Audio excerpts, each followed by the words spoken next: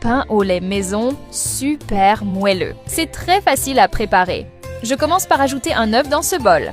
J'ajoute une tasse de lait, un quart de tasse d'huile, une demi-tasse de sucre. Je mélange bien jusqu'à ce que tout soit homogène.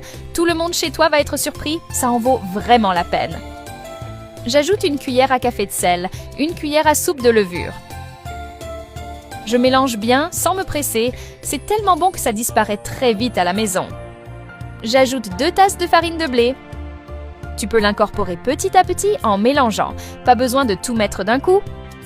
Et avant que j'oublie, dis-moi de quelle ville tu nous regardes pour que je t'envoie un salut spécial. Le salut d'aujourd'hui va à Camille Dupont de Lille. Je suis très content que tu apprécies nos recettes. Avec peu d'ingrédients, tu vas voir que la vraie magie est dans la simplicité. Facile à faire, délicieuse à manger et impossible de ne pas en reprendre. Tu peux continuer à mélanger à la main. C'est le genre de recette qu'on goûte une fois et qu'on n'oublie plus. La pâte doit avoir cette texture-ci, c'est parfait. Je parie que tu trouves ça vraiment facile à faire.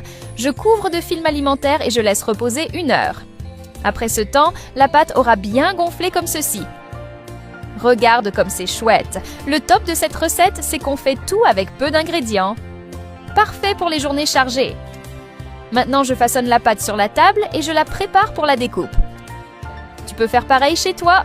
Avec cette méthode pas à pas, impossible de se tromper. Je coupe en 2 puis dans l'autre sens pour obtenir des morceaux plus petits. Tu as déjà fait du pain à la maison? Si tu as un secret, dis-le-moi. Je façonne ces petits morceaux en boules. Il ne reste qu'à tout déposer dans un moule graissé. C'est le genre de recette qui surprend par la saveur même avec des ingrédients simples. Je laisse reposer encore 30 minutes. Quand la pâte aura levé, elle sera comme ça.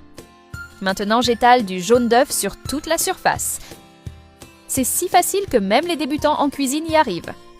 Si tu doses bien les ingrédients, je suis sûre que ce sera parfait.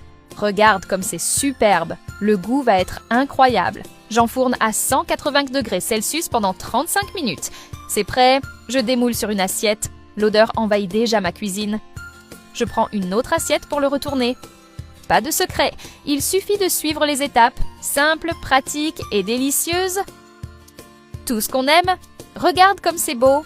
Maintenant, il suffit de séparer les morceaux et de goûter. Tu peux l'accompagner de beurre ou de tout autre ingrédient de ton choix.